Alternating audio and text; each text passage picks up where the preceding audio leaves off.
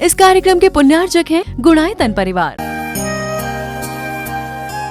गुणायतन परिवार द्वारा भोपाल में बड़ी सार्थक पहल की गई है, जिसमें बच्चों को संस्कार युक्त और गुणवत्तापूर्ण शिक्षा देने का मौका मिल रहा है। ये बच्चों की व्यवस्था की गई है, जिसमें 6वीं 7वीं के बच्चे इस साल लिए जाएंगे और 11वीं 12वीं और सीए फाउंडेशन के बच्चों को यहाँ रखा जाएगा। ये मेधावी छात्रों को प्रावीण्य के आधार पर उसे प्रविष्टि मिलेगी। पूरे देश भर से प्रविष्टियाँ आएगी। प्रत्येक कक्षा में मात्र 30-30 बच्चों का ही चयन होगा और चयनित बच्चे वे होंगे जो अपनी प्रतिभा के बल पर चुने जाएंगे और उनको एक प्रकार की स्कॉलरशिप दी जाएगी। ये छात्रवृत्ति के तहत पढ़ेंगे। गुणायतन के समाज कल्याण की दिशा में एक बहुत अच्छी पहल है और ये सार्थक पहल है। इसकी शुरुआत भोपाल से हो रही है। ये भोपाल वालों के लिए बहुत गौरव का विषय है। इसके लिए गुणायतन के साथ विद्यासागर इंस्टीट्यूट और सेज और एपीटी, इन तीनों को भी मैं बहुत बहुत आशीर्वाद देता हूँ।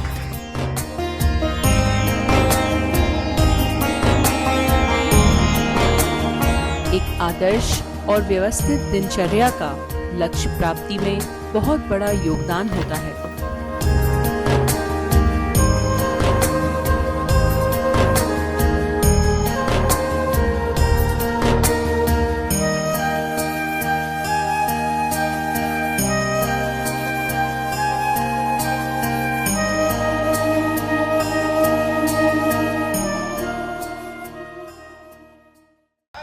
विश्व योग दिवस है और ये बड़ी प्रसन्नता का विषय है कि योग जो भारतीय परंपरा की एक अनुपम साधना है, आज वैश्विक धरातल पर प्रतिष्ठापित हो गई है। दुनिया के लोगों ने न केवल योग की उपयोगिता को स्वीकारा है, अपितु अब तो योग को जीवन की अनिवार्यता के रूप में भी देखा जाने लगा है।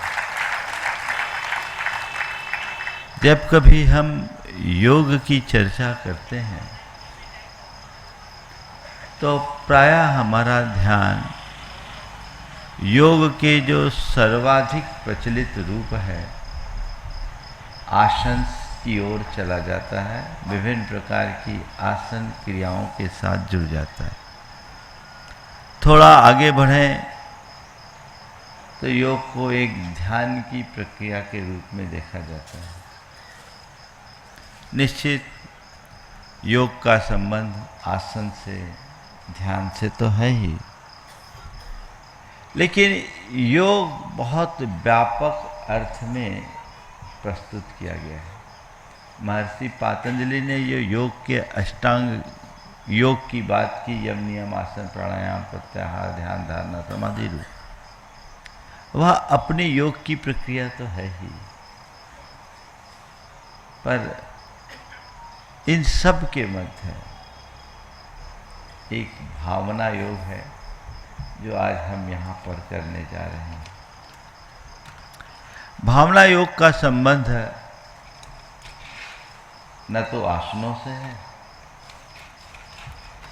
न ही किसी ध्यान से है। भावना योग अर्थात भावनाओं का योग। हमारी संस्कृति में भावना शब्द को बहुत अधिक महत्व दिया गया और एक बड़ी पुरानी उक्ति है, भावना भावनाशिनी। भावना हमें इस संसार से पार लगाती है। अगर दूसरे शब्दों में हम इसे और व्याख्यायित करें तो जब भावना भवनाशिनी है तो भावना भव विकासिनी भी हो सकती है। भाव से ही संसार है और भाव से ही मोक्ष। हमारी संस्कृति में भावना को बहुत सूक्ष्म स्तर से व्याख्यायित किया गया। आज मैं जिस भावना योग की बात कहना चाहूँगा वो भावना योग क्या है? भावना योग मतलब हमारे भीतर के परमात्मा से मिलाने वाले योग का नाम भावना योग। ऐसी भावना जो हमें हमारे भीतर के परमात्मा से मिला दे, अथवा ऐसी भावना जो हमारे चित्त का शुद्धिकरण करके हमारी चेतना को विशुद्ध बना दे। बहुत संक्षेप में मैं कुछ बातें आप सबसे करना चाहूँगा भावना योग के संदर्भ में। बहुत आयत लोग भावना योग से परिचित हैं, पर बहुत से ऐसे लोग हैं जिन्हें भावना योग का परिचय नहीं। हम कुछ खास बातों को समझें। हमारा संपूर्ण जीवन हमारी भावनाओं से नियंत्रित और संचालित होता है। हम लोगों ने भावनाओं को बहुत हल्के स्तर पर लिया। प्राय लोग भावना का मतलब अपने मन के अंदर होने वाली हलन चलन को लेते हैं, अंग्रेजी में इसे एक इमोशन के रूप में देखते हैं। भावना एक क्षणिक हलचल नहीं है। भावना हमारे समग्र जीवन का नियंत्रक और निर्धारक है। कैसे, इसे थोड़ा समझिए। भावना क्या है? हमारी चेतना में जमे हुए संस्कारों के उभार का नाम भाव या भावना है। हमारी चित्त और चेतना में जन्म जन्मांतरों के संस्कार जमे। वे संस्कार जब उभरते हैं तो भाव या भावना का रूप लेते। संस्कारों का उभार भाव है और उनके प्रवाह का नाम भावना। हमारे अंदर जैसी भावना होती है वैसे विचार होते हैं। जैसे विचार होते हैं वैसी हमारी वाणी होती है।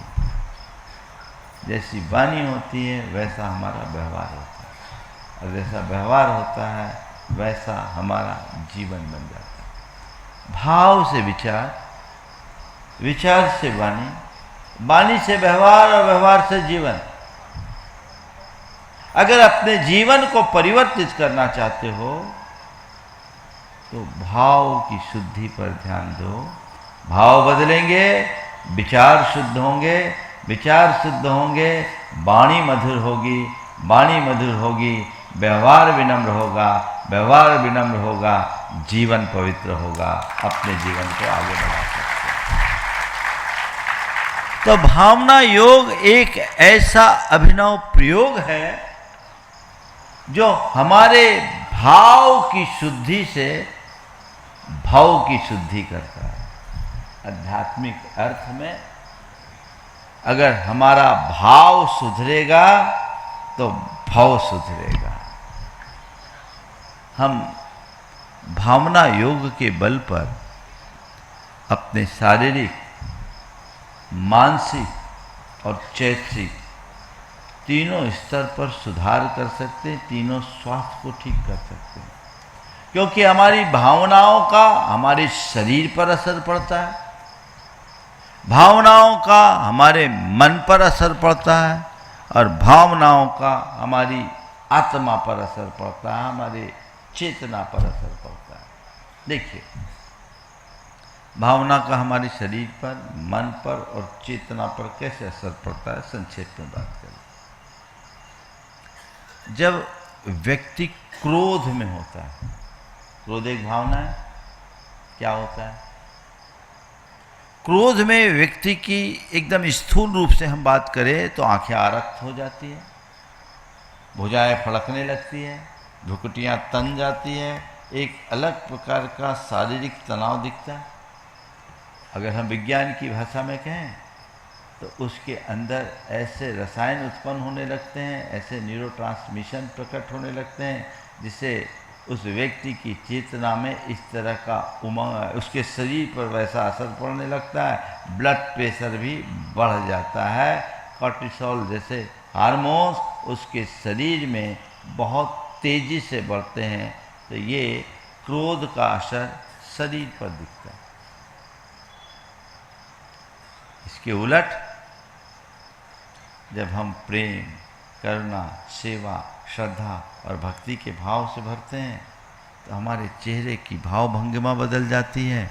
मन में प्रसन्नता और उमंग, चित्त में प्रसन्नता और उमंग दिखती है और उसका असर चेहरे पर दिखने लगता है। दिखता है क्या हुआ? भाव का प्रभाव हमारे शरीर पर परिलक्षित होता है। जब आप उदासी से भरे होंगे तो आप मुंह लटकाए बैठेंगे, आपकी कमर झुकी दिखेगी। वृद्ध लोग ज़्यादातर उनकी कमर क्यों झुकती है? वो इस बात का प्रतीक है कि वे अब जीवन से हताश हो चुके हैं। उदासी के क्षणों में शरीर में एक प्रकार की कमजोरी सी अनुभव में आती है। व्यक्ति अपने आप को कटा कटा सा महसूस करने लगता है, शरीर ढला सा रहता है। और मन में जब उमंग और उत्साह हो तो क्या होता है? शरीर में एक अतिरिक्त ऊर्जा प्रकट हो जाती है। सबका अनुभव है। बहुत तेजी से उमंग, एक साधारण व्यक्ति भी असाधारण शक्ति को प्राप्त कर लेता है।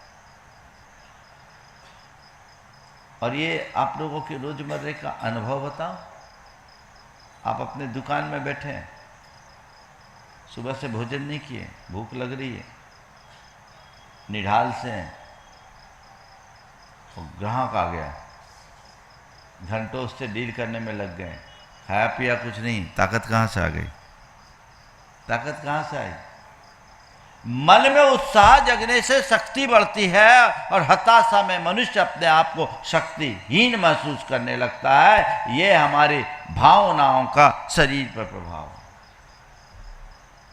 उससे कम में भावना का मन पर प्रभाव। जब हमारे मन में नकारात्मक भावनाएं उत्पन्न होती है तो उस समय हमारी मनस्थिति बिल्कुल अलग होती है। शरीर में इसी तरह के हार्मोन्स एक्टिवेट हो जाते हैं, सक्रिय होते हैं, और वह हमें उद्विग्न, बेचैन, अशांत बनाते हैं। और जब हमारी भावनाएं निर्मल होती है तो मन में प्रसन्नता, उत्साह, प्रेम और आनंद की अनुभूति होती है। दोनों चीजें अंतर है। एक आदमी बहुत मायूस है, रो रहा है, दुखी है, और किसी व्यक्ति ने उसे थोड़ा सा मोटिवेट किया, देखते देखते मुरझाया चेहरा खिल गया। क्या बदला? सिचुएशन तो सेम है, अभी कुछ भी नहीं बदले, लेकिन उदासी उल्लास में परिवर्तित हो गई, आंसू मुस्कान में बदल गई। ये क्यों बदला? उसकी भावना बदल गई। भावना के बदलते ही मनस्थिति में परिवर्तन आ जाता है। ये भावनाओं का मन पर प्रभाव है। वैज्ञानिक कहते हैं कि नकारात्मक भावना में कोर्टिसोल जैसे हमारे अंदर के नकारात्मक हार्मोन सक्रिय होते हैं, और अच्छी भावना होने पर हमारे अंदर ऑक्सीटोसिन, डोपामिन, एंडोर्फिन जैसे अच्छे रसायन प्रकट होने लगते हैं। तो भावनाओं से हमारे अंदर रहने वाले जैव रसायनों में परिवर्तन आता है, और जैव रसायनों में परिवर्तन आने से हमारे तन पर भी प्रभाव पड़ता है, मन पर भी प्रभाव पड़ता है। ये तो आज के वैज्ञानिक बोलते हैं। हमारी साधना तो कहती देख तन मन तो तू देख, असली तो तेरे अंदर का चेतन है। तेरी भावना तेरी शक्ति भी है, तो तेरी भावना तेरी बाधा भी है।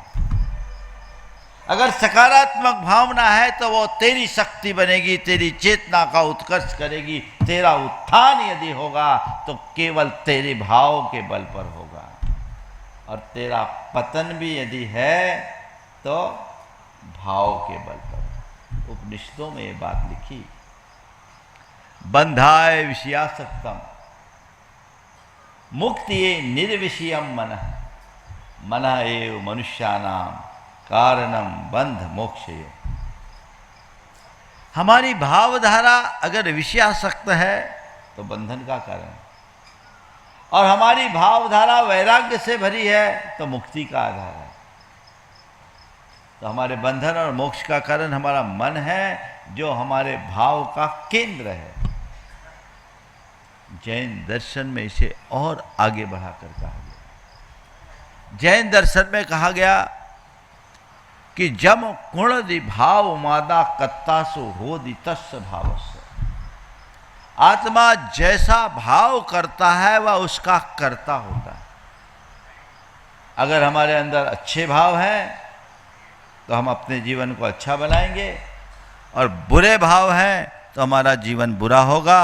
सकारात्मक भावना से चेतना का उत्कर्ष होता है, तो नकारात्मक भावना हमारा अध पतन कर देती है। भाव से ही मनुष्य दिव्यता को प्राप्त करता है, तो भाव से ही मनुष्य नरकों का पात्र बनता है। भाव से ही मोक्ष होता है और भाव से ही बंधन होता है। भावेन होई बंधो भावेन होई मोक्षोत्ति। भाव से ही बंध और भाव से ही मोक्ष होता है। हमारी साधना कहती है कि तुम अगर अपना कल्याण चाहते हो तो जो तुम चाहते हो, जैसा तुम होना चाहते हो, जो तुम पाना चाहते हो, केवल उसकी भावना भाव। आज पश्चिम के विचारकों ने इस बात को अपनी भाषा में व्याख्यायित करना शुरू कर दिया, और हमारी पीढ़ियां उनके पीछे पागल होने लगी। हजारों लाखों रुपया खर्च करके उनसे ट्रेनिंग लेने लगी। अरे भाइयों, ये तो हमारी संस्कृति।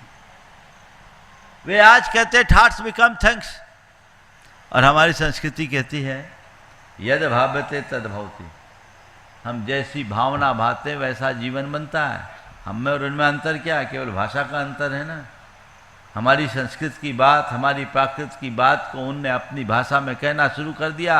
हम तो इसको एक नया विज्ञान मानना शुरू कर दिए। ये अद्भुत है, अद्भुत है, अद्भुत है। अरे भाई, ये हमारी चीज है। वे लोग तो केवल भौतिक उपलब्धियों की बात करते हैं, हमारे यहाँ तो आध्यात्मिक उपलब्धि की बात है। और इस संदर्भ में हमारे शास्त्रों में कहा,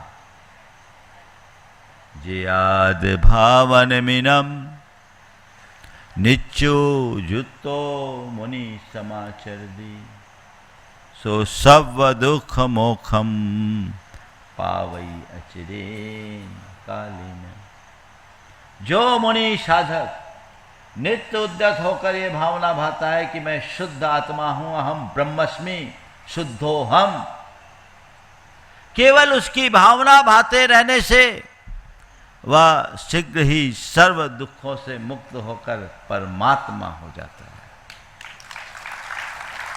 जैन अध्यात्म की साधना में सबसे ज्यादा भावना पर बल दिया गया, और ये कहा कि तुझे अपनी आत्मा में डूबना है ना, तो पहले तू आत्मा में डूबने की भावना भा। बस एक ही भावना भा, मैं शुद्ध आत्मा हूं, तेरा कल्याण होगा। एक बड़ी पुरानी कहानी, एक साधक गुरु चरणों में था। उसने एक दिन गुरुदेव से निवेदन किया कि गुरुदेव, वर्षों से आपके चरणों में साधनारत हूं, परमात्मा का ध्यान करता हूं, अब क्या ध्यान करूं? मैंने आज तक परमात्मा को देखा ही नहीं, मन ही नहीं लगता। गुरु ने कहा कोई बात नहीं। भैंसे को देखा? बोले हाँ देखा। बोले जा गुफा में 3 दिन तक भैंसे का ध्यान कर। शिष्य आज्ञाकारी था। और एक बात ध्यान रखना, जो आज्ञानुवर्ती होता वही शिष्य होता है, जो दिमाग लगाता वो शिष्य नहीं होता। शिष्य ने दिमाग नहीं लगाया, कि गुरुदेव क्या बोल रहे, भैंसे का ध्यान कर, परमात्मा की बात कर रहा हूं, भैंसा का ध्यान। बोले ठीक है गुरुदेव। चला गया गुफा में, गुरु ने मंत्र दे दिया, महिषो हम, महिषो हम, महिषो हम। महिष बोलते हैं भैंस को, तो भैंसे को बोलते हैं महिष। तो महिषो हम, महिषो मैं भैंसा हूं, मैं भैंसा हूं, मैं भैंसा हूं, मैं भैंसा हूं। 3 दिन तक ध्यान करता रहा। 3 दिन पूरे हुए, गुरु ने कहा हो गया ध्यान, बाहर निकल। बोले गुरुदेव कैसे निकलूं? गुरुदेव कैसे निकलूं? गुफा का द्वार छोटा है, सींगे बड़ी अटक रही है।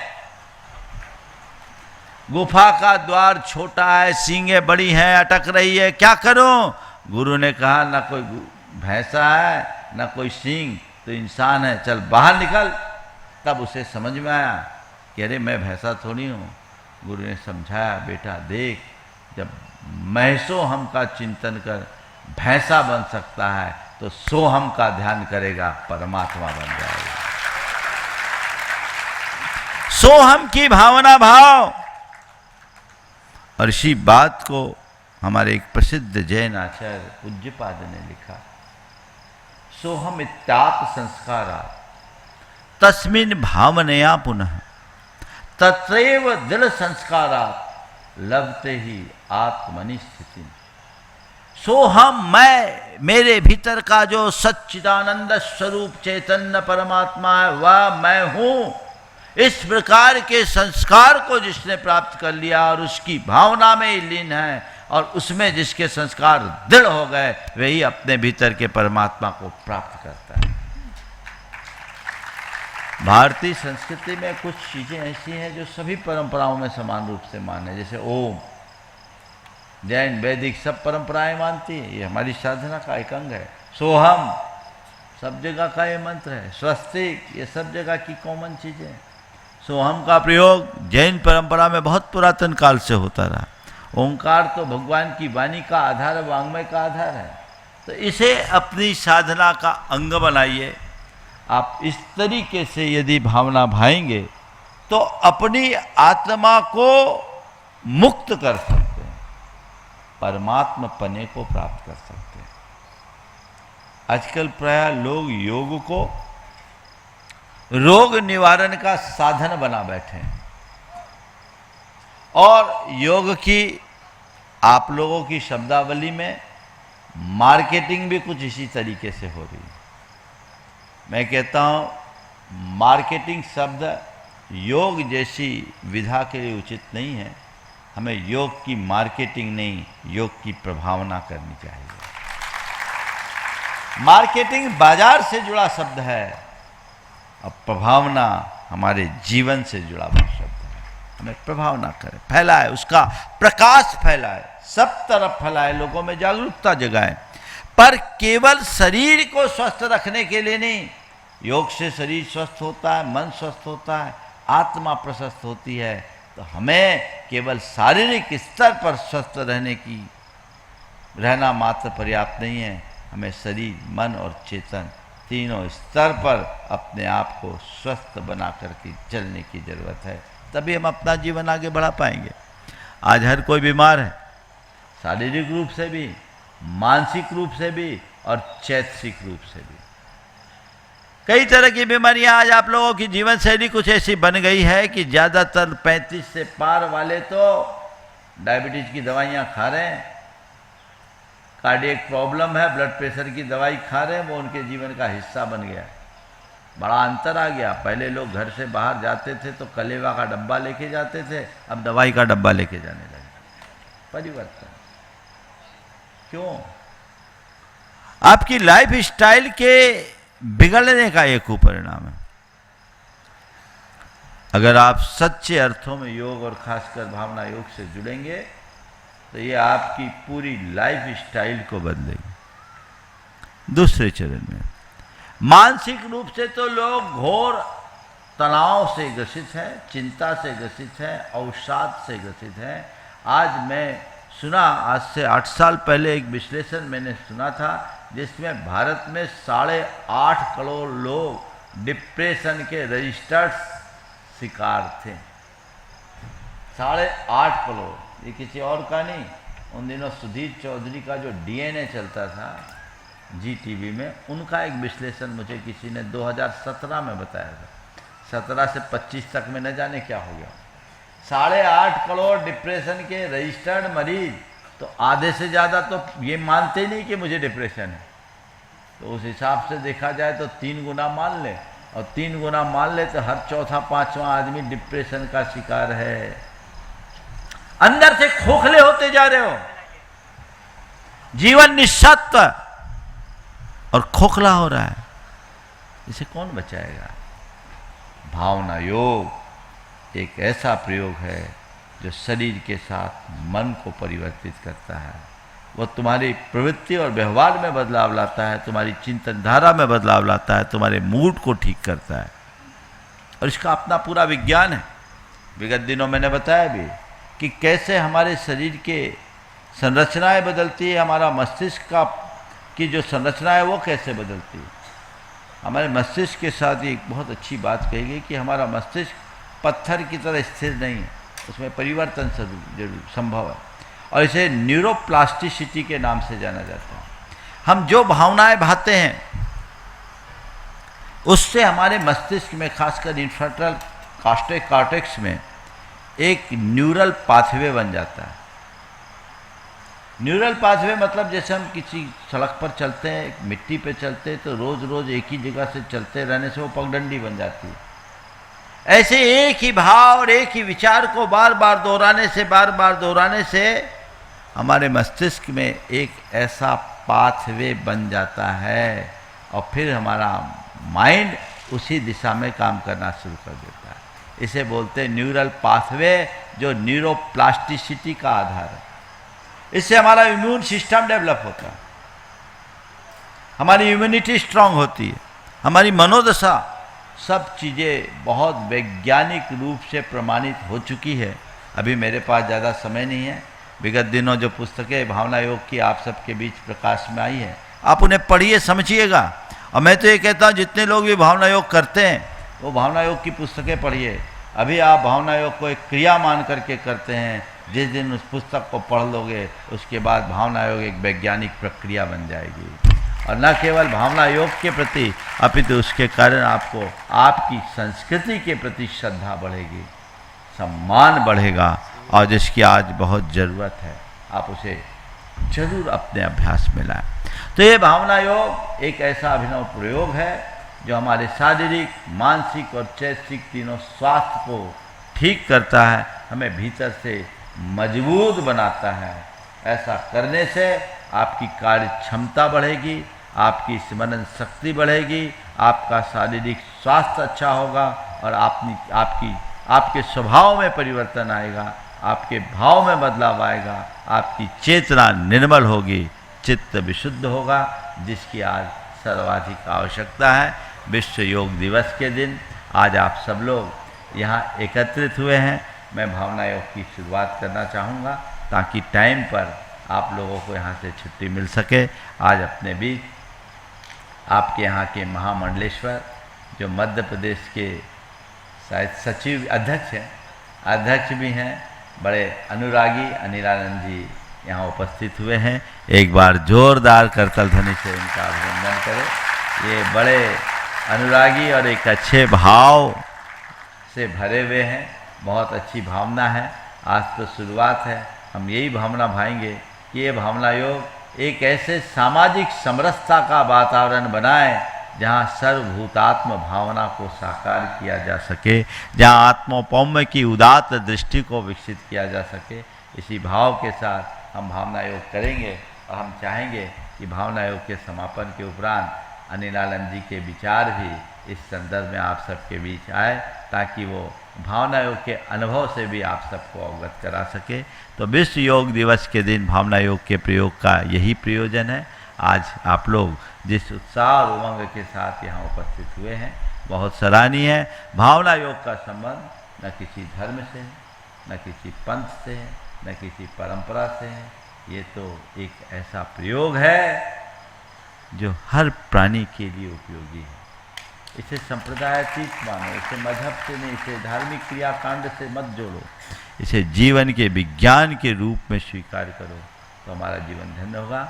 भावना योग के क्रम में हम एक और प्रक्रिया आपको कराएंगे, ऊर्जा प्रवाह का एक ध्यान होगा बीच में। ब्रह्मांड में अनंत ऊर्जा है, ये संपूर्ण ब्रह्मांड ऊर्जा का पिंड है। भावना योग के क्रम में हम उस ऊर्जा के प्रवाह को अपने शरीर में प्रवेश कराएंगे। आप थोड़ी देर के लिए स्क्रीन पे देखिएगा और जो मैं बोलूँगा वो आप दोहराते जाइएगा। विजुअलाइजेशन का बहुत फ़र्क पड़ता है। आज के वैज्ञानिकों ने इस पर काफ़ी शोध किया है, मैंने अपनी पुस्तक में लिखा भी है। और विजुअलाइज कीजिएगा जो अभी मैं आपको बताऊंगा, जैसा जैसा मैं बोलूँगा। भावना योग के 4 चरण हैं, प्रार्थना, प्रतिक्रमण, प्रत्याख्यान और सामायिक। चारों चरण जो मैं अभी बोलूँगा आपको उसे दोहराना है, आपको उसे विजुअलाइज करते जाए। विजुअलाइजेशन का इतना असर होता है कि आप समझिए, कुछ लोगों ने पियानो बजाया और कुछ लोगों ने पियानो बजाने की जगह केवल पियानो बजाने का एक्टिंग किया। बाद में एमईजी के माध्यम से उनके मस्तिष्क का अध्ययन किया गया तो दोनों के मस्तिष्क के तरंगों में समानता पाई गई। जिनने पियानो बजाया उनने और जिनने केवल पियानो बजाने का अनुभव किया उनने। ये विजुअलाइजेशन का चमत्कार है।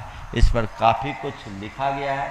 पश्चिम के वैज्ञानिकों ने आज इस पर रिसर्च करके बात की, पर हमारी संस्कृति में तो यही कहा, यद भाव्यते तद भवति। जैसे हम भावना भाते हैं वैसा हमारा जीवन बनता है। इस सत्य को समझें। तो एक बार आप लोग थोड़ा स्क्रीन पर ध्यान रख लें। ये हमारे शारीरिक, मानसिक और चैतसिक तीनों स्वास्थ्य का आधार बनेगा।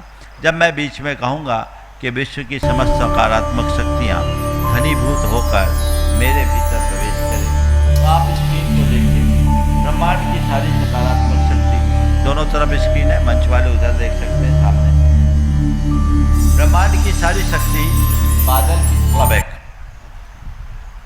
बादल के दल की तरह घनीभूत होकर देखिए आपके शीश पर केंद्रित हो गई और आपके आह्वान पर वहाँ से एक धार, जैसे जल की धारा बरसती है, ये ऊर्जा की धार सीधे मेरे मस्तक पर गिर रही है।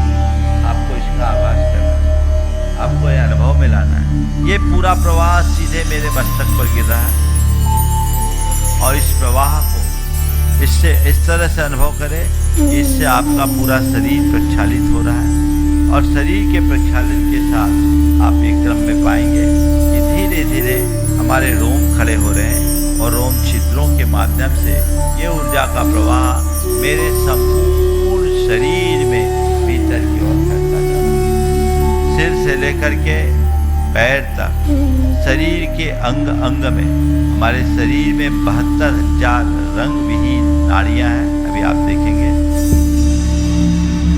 ये पेड़ की जड़ों की तरह हमारे शरीर में फैली हुई है। हमें अनुभव करना है कि ये ऊर्जा का प्रवाह मेरे मस्तिष्क से लेकर पैर तक, मस्तिष्क में, आँखों में, मुख में, गर्दन में, कंधों में, छाती में, पीठ में, फेफड़ों में, हृदय में, पेट के सारे अवयवों में, लीवर में, अमाशय में, किडनी में, छोटी बड़ी आंतों में, अंतर्पेट की आंखों में और फिर कमर में, कमर के नीचे, जांघों में, घुटनों में और पिंडलियों से लेकर पैरों तक पूरे शरीर में आपको ऊर्जा का प्रवाह करना है। और इसमें आप देख रहे हैं बीच बीच में कुछ लाल निशान दिख रहे हैं। यदि आपके शरीर के किसी भी अंग में कोई तकलीफ है, आप उसे पहले ऐसा लाल देखें और इस ऊर्जा के प्रवाह से उसे फ्लैश करें, उसे बहाएं। वहाँ ऊर्जा का प्रवाह अधिकतम मात्रा में कराएं अपनी धारणा और कल्पना से, और ये महसूस करें कि आपकी ऊर्जा के धार से वो लाल थक्का धुल गया, साफ हो गया और एक का शरीर पूरा उज्जवल हो गया। आप पाएंगे कि इससे आपके शरीर पर चमत्कारिक प्रभाव है। मैं खुद इसका प्रमाण हूँ। पहले भी मैंने अनेक बार बताया कि कल शाम को भी मैंने इसका जिक्र किया था। अभी मैं स्वामी जी के लिए कहना चाहूँगा कि ये हमारा ये हाथ है ना, एक समय 1.25 इंच पतला हो गया था, एक नस सूख गई थी। मुझे पिछी जिसका 150-200 ग्राम से ज़्यादा वजन नहीं है, ये भारी पड़ती थी। मैंने इसको इसी प्रक्रिया से ठीक किया, हाथ में पूरी ताकत आ गई, अब कोई कठिनाई नहीं। मेडिकल में उसका कोई इलाज नहीं, डॉक्टर साहब बैठे हैं।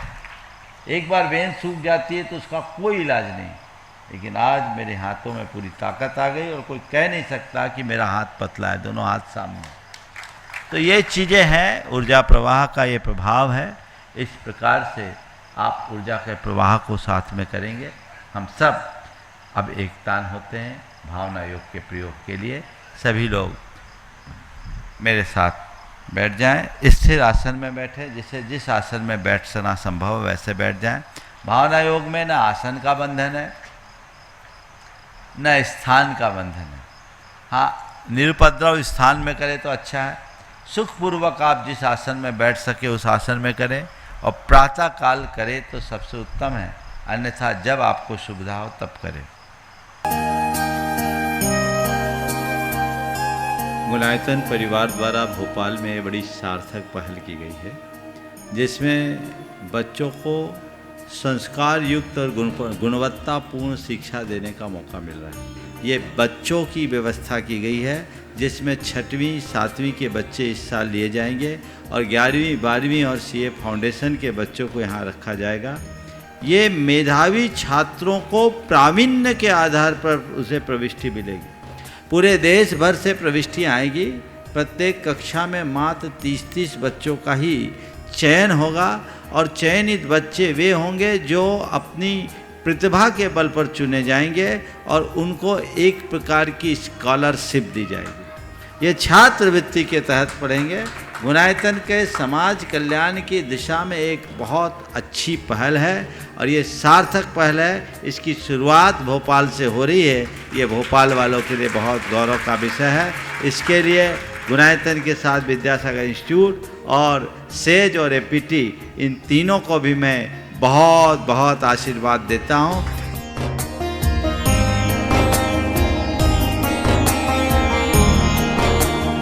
एक आदर्श और व्यवस्थित दिनचर्या का लक्ष्य प्राप्ति में बहुत बड़ा योगदान होता है।